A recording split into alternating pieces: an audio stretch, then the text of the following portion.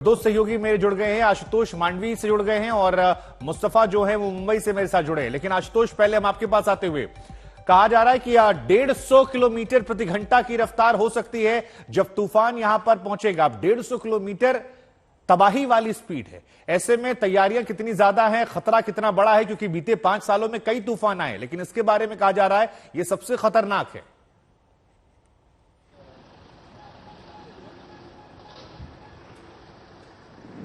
और इसीलिए शायद भुज और कच्छ के लोगों को 1998 का वो साल याद आता है जब ऐसे ही एक साइक्लोन ने भयंकर तबाही मचाई थी। ये पूरा जो तटीय किनारा आप देख रहे हैं कि आज सुबह से समंदर का रुख जो है वो बेहद आक्रामक हो गया है। जो रफ कहते हैं, रफनेस जो है समंदर की, वो काफी ज्यादा बढ़ गई है। ठीक मेरे पीछे जो इलाका आप देख रहे हैं आइलैंड जैसा, दरअसल ये एक प्राकृतिक आइलैंड है। इसके ठीक पीछे पानी शांत होता है जहां मछुआरे अपनी नाव हैंगर में लगाते हैं और सभी मछुआरों को चूंकि अब कहा गया है कि वो वापस आ जाए समंदर में, वैसे भी नहीं जा सकते हालात को देखते हुए, तो उनको हटा दिया गया है। यहाँ जहां मैं खड़ा हूँ, ये ठीक मेरे पीछे बीएसएफ का दरअसल एक मरीन कॉय बेस है, क्योंकि आगे की जो बॉर्डर का इलाका है पाकिस्तान से लगते हुए अंतर्राष्ट्रीय जल सीमा, तो यहाँ पर निगरानी जो है कोस्ट गार्ड के साथ साथ बीएसएफ भी करती है। तो ये पूरे इलाके में जो स्थानीय लोग हैं उन्हें हटा दिया गया है। बिजली की जो सप्लाई है उसको तटीय किनारों पर काटी गई है, ताकि कोई लोग अगर जाते हैं, हवा की रफ्तार आज सुबह से काफी ज्यादा है और आप समझिए ये 4 गुना हो जाएगी कल, जब इसका अधिकतम रफ्तार जो होगी वो 135 से 135 किलोमीटर से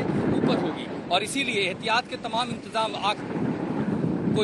कोशिश की जा रही है कि जितने मछुआरे हैं, नाव, उन सब की हटा दी गई है। हम थोड़ी देर पहले उसी इलाके में थे, वो सबको किनारे लाया गया। आखिरी कोशिश की जा रही है कि उनके जो एसेट हैं, सैटेलाइट रेडियो है, मोटर है, इंजन है, उन सबको हटाया जाए। सारे नाव को एक दूसरे से बांधा गया है। लेकिन अगर आप समंदर की लहरों के सरफेस को देखेंगे तो अंदाजा लगा सकते हैं कि अभी तो ये शुरुआत है, प्री इम्पैक्ट है। 24 घंटे बाद जब जो आई ऑफ द स्टॉर्म है यहाँ से होते हुए गुजरेगा, उत्तर पश्चिम की ओर, कराची की ओर बढ़ेगा, तब ये किस तरह का, और आसमान देखिए, आसमान जिस तरह से काले बादलों से घेरा हुआ है, ये स्थिति बद से बदतर होगी आगे। और उसी के बाद भारी बरसात, हालांकि आज सुबह से ही रुक रुक करके काफी तेज बरसात हो रही है, लेकिन इसकी निरंतरता आज शाम से देखने को मिलेगी। देर रात से जब ये शुरू होगा और साइक्लोन आने के लगभग 5 से 6 घंटे पहले ये पूरा इलाका, अभी भी कुछ स्थानीय लोग हैं जो यहाँ पर आ रहे हैं, पुलिस पेट्रोलिंग कर रही है, इन सबको लगातार कह रही है, हम भी इनसे कह रहे हैं कि यहाँ से हट जाइए।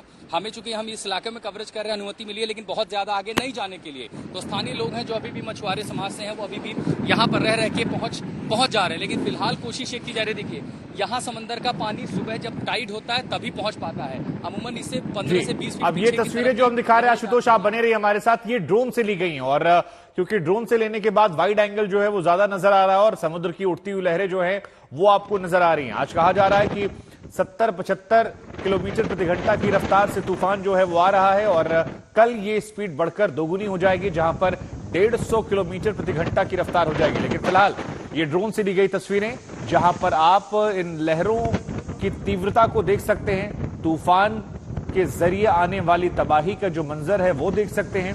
हालांकि तैयारियां जो है वो सारी कर ली गई हैं, चाहे एनडीआरएफ की टीम हो या प्रशासन हो स्थानीय, सभी ने तैयारियां मुकम्मल की हैं, मछुआरों को दूर कर दिया है। लेकिन ये तस्वीरें अपने आप में बताने के लिए काफी कि दूरदराज के इलाकों तक खतरा जो है वो कितना ज्यादा बड़ा बरकरार है। ये तस्वीरें अपने आप में बता रही हैं कि समंदर में कैसे उफान आया है और ये उफान जो है ये महा तूफान आने का संकेत दे रहा है, जो 150 किलोमीटर प्रति घंटा की रफ्तार से आने वाला है। आशुतोष, अपनी आप बात पूरी कीजिए। और ये तस्वीरें तो डराने वाली हैं कि आज अगर महा तूफान की उठान ये है तो फिर जब 150 किलोमीटर प्रति घंटा कहा जा रहा है कि अधिकतम पहुंच सकता है, तो फिर तो खतरा बहुत ज्यादा हो जाएगा, भयावह हो जाएगा।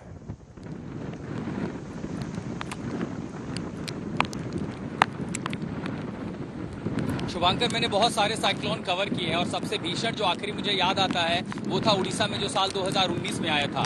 पुरी के सामने जितने होटल थे उनकी शीशे की जो खिड़कियां थी वो चटक गई थी, टूट गई थी। और अगर हवा की रफ्तार 135 से 150, ये देखिए पानी की बौछार उस हवा के साथ पड़ रही है और ऐसा लग रहा है पीठ पर जैसे कोई हंटर चला रहा हो, चाबुक चला रहा हो। इससे आप अंदाजा लगा सकते हैं कि ये रफ्तार बढ़ेगी और अब जो बरसात है उसकी निरंतरता भी बढ़ती रहेगी। लेकिन एक बार फिर संजय को कहूंगा कि एक बार आपको तस्वीरें दिखाएं समंदर की, कि कैसे दरिया ने बेहद आक्रामक रुख अपनाया हुआ है। और यही वजह थी कि पिछले 72 घंटे पहले ही मछुआरों को कहा गया था कि आप किसी भी हाल में समंदर में न जाएं, मछली पकड़ने पर रोक लगाई गई। और यहाँ तक कि जो कराची के आसपास भी जो बंदरगाह वहां मछुआरे हैं उनको भी पानी से हटने को कह दिया गया था। और जैसे जैसे ये उत्तर पश्चिम की ओर बढ़ेगा, कच्छ को पूरी तरह अपने चपेट में लेगा, जिसमें जो आगे का इलाका है जहां पर बंदरगाह बने हैं, बीओपी पोस्ट है, और इसके साथ साथ ये मंडावी से लेकर के, हालांकि मुंद्रा में इसका प्रभाव कम होगा, लेकिन ये जो इलाका है मंडावी से लेकर नलिया तक का, ये सबसे ज्यादा प्रभावित होगा। और हम उसकी जो ट्रेलर कहते हैं वो आज सुबह से हम वो बांधी देख पा रहे हैं। बरसात काफी तेज होने लगी है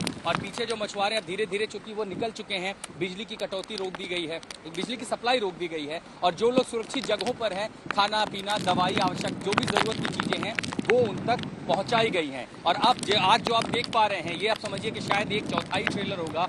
कल जब स्थिति सुबह होगी, लगभग 4 घंटे पहले से साइक्लोन का इम्पैक्ट दिखना शुरू होता है और तब संभवतः यहाँ कुछ देखना ही मुश्किल हो जाएगा, विजिबिलिटी ही खत्म हो जाएगी, क्योंकि बरसात तेज होगी, हवा की रफ्तार इतनी तेज होगी, सबसे ज्यादा जो स्ट्रक्चर हैं, जो कच्चे स्ट्रक्चर हैं या जो बहुत ज्यादा मजबूत नहीं है, वो पूरी तरह से उड़ जाएंगे। इनफैक्ट जिस पोस्ट के पास मैं खड़ा हूं, संजय को कहूंगा एक बार ऊपर दिखाएं, ये वही अपना स्ट्रक्चर है, लोहे का हिस्सा है, और ये बीएसएफ की एक छोटी सी टेम्पररी चौकी है।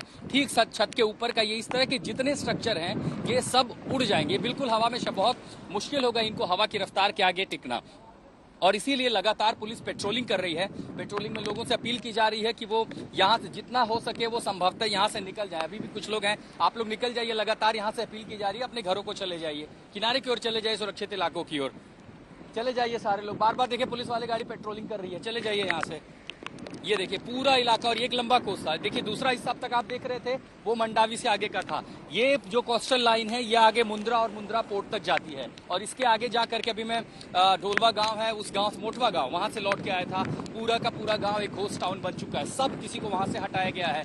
जो उनके महत्वपूर्ण एसेट हो सकते थे, नेट था या जो मछुआरों के काम में आता, वो सब कुछ लेकर के जा चुके हैं। तो ये पूरा इलाका पूरी तरह से अब सुनसान है। कुछ यहाँ पर व्यावसायिक प्रतिष्ठान है, कुछ सरकारी दफ्तर हैं, वो सब खाली करा दिए गए हैं। दरअसल ये देखिए कि गुजरात का जो अनुभव रहा है पिछले कुछ सालों में साइक्लोन से निपटने का, उस अनुभव का इस्तेमाल करते हुए तैयारियां बेहतर की गई थी, प्रशासन जागरूक था, समय रहते हुए कदम उठाए गए थे, शेल्टर बनाए गए थे, रिलीफ शेल्टर बनाए गए थे, केंद्र और राज्य के बीच समन्वय जो है दिखाई दे रहा था। केंद्रीय मंत्री मनसुख मांडविया खुद यहाँ पर आए थे, दौरा कर रहे थे भुज में लगातार वो, तो आर्मी को स्टैंड बाई के साथ रखा गया है, रिलीफ मटेरियल के साथ। एनडीआरएफ की टुकड़ियां तट के जितने इलाके हैं वहां पर वो पूरी तरह से तैनात है कि अगर कहीं पर भी जरूरत पड़ती है तो काम में लगाया जा सके। लेकिन संभवतः जब बाढ़ जो होगी वो कुछ सौराष्ट्र के दक्षिण, सौराष्ट्र के उत्तर और कच्छ के दक्षिणी इलाकों में अगर फ्लड की सिचुएशन आती है तब शायद राहत बचाव कार्य और बढ़ाना पड़े। लेकिन फिलहाल आप ये कह सकते हैं कि जैसी तैयारियां हैं, हम उम्मीद कर सकते हैं कि नुकसान कम से कम होगा, कम से कम जान माल का नुकसान न होने पाए। ठीक है आशुतोष, आपकी तस्वीरें लगातार हम दर्शकों को दिखा रहे हैं, भयावह मंजर है, अपना ख्याल रखते हुए वहां से लगातार रिपोर्ट देते रहिए।